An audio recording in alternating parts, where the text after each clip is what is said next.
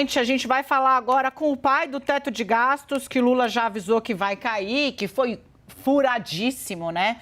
Ao longo de toda a gestão também de Jair Bolsonaro sob Paulo Guedes. A gente vai falar com um dos homens mais respeitados do mundo econômico no Brasil. Ele foi presidente do Banco Central no governo Lula I, ele foi ministro da Fazenda de Michel Temer, ele foi secretário de Fazenda de São Paulo na gestão Dória Garcia, o estado que acabou impedindo que a buraqueira do Brasil durante a pandemia fosse ainda maior. A gente está falando dele, Henrique Meirelles, que vai trazer uma visão multifacetada aqui para a gente por conta de todo esse currículo. Tudo bom, ministro? Obrigada, bem-vindo aqui ao 360. Tudo bem, é um prazer enorme estar aí conversando com você, falando aí com os telespectadores da CNN. Sempre um prazer conversarmos, sempre um prazer trocar ideias com você e com a CNN. Sempre, ministro. E num dia muito desafiante, né? O mercado está reagindo naquele solavanco que o senhor conhece, né? Henrique Meirelles, eu nem vou lembrar aqui o tal do Joesley Day, que o Henrique Meirelles era ministro da Fazenda, e aí ele saiu, ele foi abrir o dia na mesa, operando mesa para impedir que despencasse geral. Então, conhece muito bem a crise e a reflexão do mercado. Hoje o mercado está num dia de som e fúria, a Bolsa chegou a cair 4%, com a especulação de nomes. Eu queria que o senhor explicasse um pouco para quem está em casa por que o mercado está olhando cada nome que aparece na imprensa com probabilidade de ocupar cargos importantes, como é o caso de Mercadante, e está precificando isso mal. Como precificando mal? Derrubando os ativos do Brasil. Explica para a gente, ministro, e se o senhor vê aí uma reação desarrazoada ou não?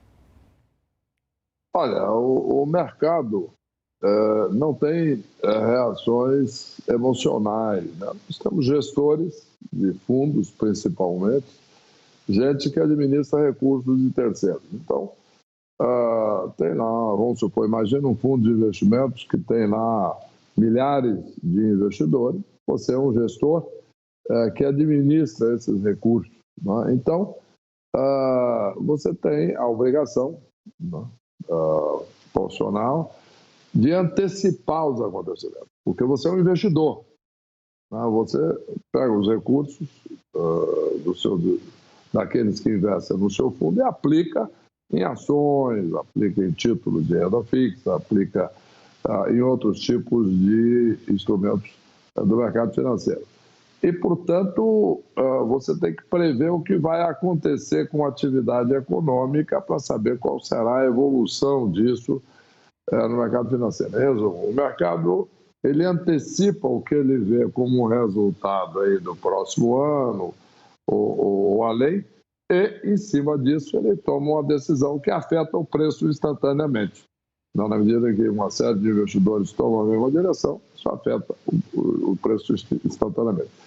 Na medida em que o mercado possa entender que alguns nomes citados possam tomar medidas que prejudiquem o crescimento da economia, que possam aumentar o risco do país, que possam aumentar a taxa de juros, etc., o mercado já antecipa essas decisões que ele, como gestor, tem que tomar, prevendo o que poderia acontecer caso aqueles nomes sejam confirmados e, mais importante ainda, caso os confirmados, caso aqueles que sejam nomeados para cargos relevantes na economia, como o Ministério da Fazenda, o Ministério do Planejamento, o Ministério da Indústria e Comércio, caso ele tome as decisões que o mercado acha que serão decisões negativas para o crescimento. Então, é um processo de avaliação. Agora, é importante mencionar também que muitas vezes tem-se a impressão que o mercado é lá meia dúzia de pessoas na Faria Lima. Não, não é. O mercado são todos aqueles gestores que têm fundos aplicados na Bolsa, mas também pessoas físicas, milhares de pessoas físicas que têm recursos aplicados e que também tomam suas decisões e, num prazo maior, em termos de expectativa, a todas as pessoas que têm uma atividade produtiva. O padeiro lá do interior do Estado, ele é um membro do mercado. que Agora, as decisões dele, evidentemente, não são imediatas, mas também são de médio prazo. agora na avaliação do senhor, né? Na avaliação do senhor, faz sentido a reação diante do que o senhor está vendo? O senhor é um crítico da saída do teto de gastos, mas esse é um assunto que parece estar fechado na cabeça de criar um novo arcabouço fiscal. O senhor também vê aí um problema de lógica nas decisões que foram anunciadas. Então, primeiro a gente vai fazer uma reforma tributária para depois a gente dizer qual é a regra fiscal. Hoje o senhor falou sobre isso, a gente acabou de exibir. O que me traz a impressão que, olhando de longe, o senhor vê motivo, digamos assim, para essa preocupação precificada como está acontecendo no dia de hoje. Olha, existe, evidentemente, algumas coisas que eu acho que seriam as melhores decisões, né? E é importante que decisões sejam tomadas, independentemente da ordem, né?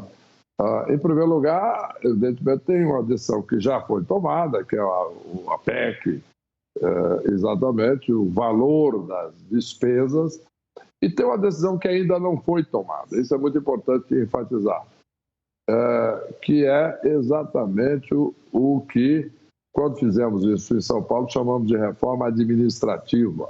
Vou dar um exemplo concreto. Há 10 anos atrás foi constituída uma empresa para construir um trem-bala do Rio de Janeiro a São Paulo, que viria a 300 km por hora, subir na montanha, etc.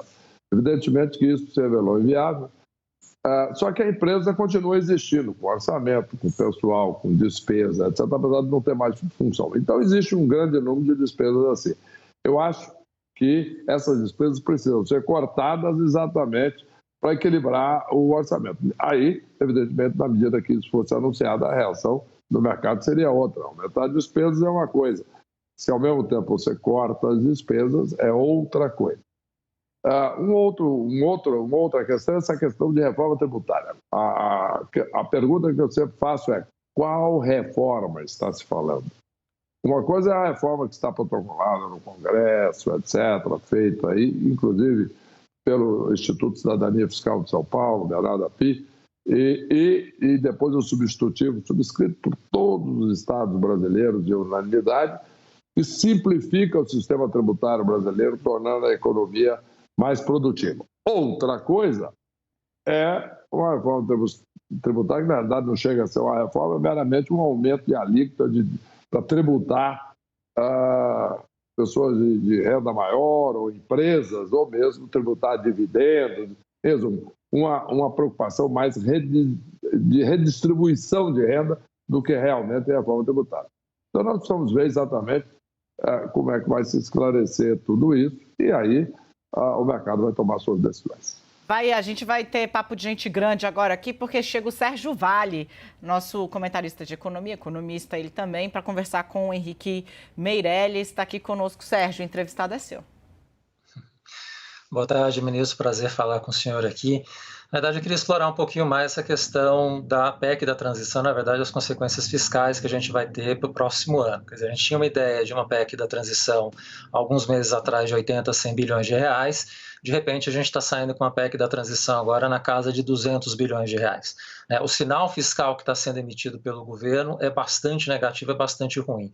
O senhor acha que no ano que vem, essas medidas iniciais de alguns cortes que podem ser feitos são suficientes para compensar esse forte aumento de gastos que a gente vai ter no ano que vem e um déficit que está caminhando para ficar aí próximo de 100 bilhões de reais?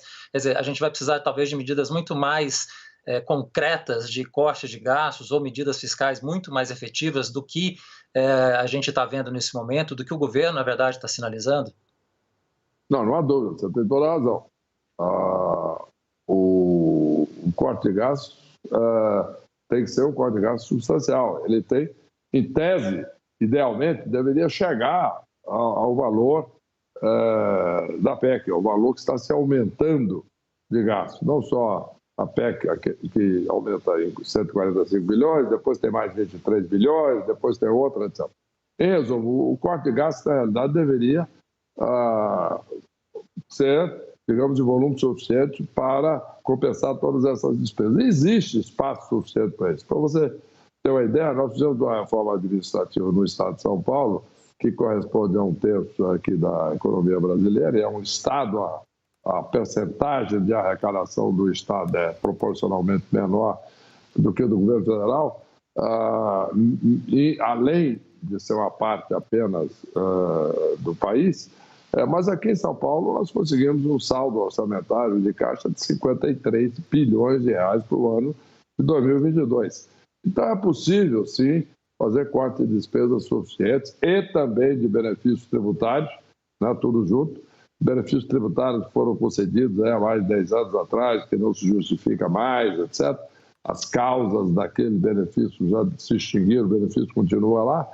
Tem cerca de 400 bilhões de reais de benefícios fiscais hoje existentes.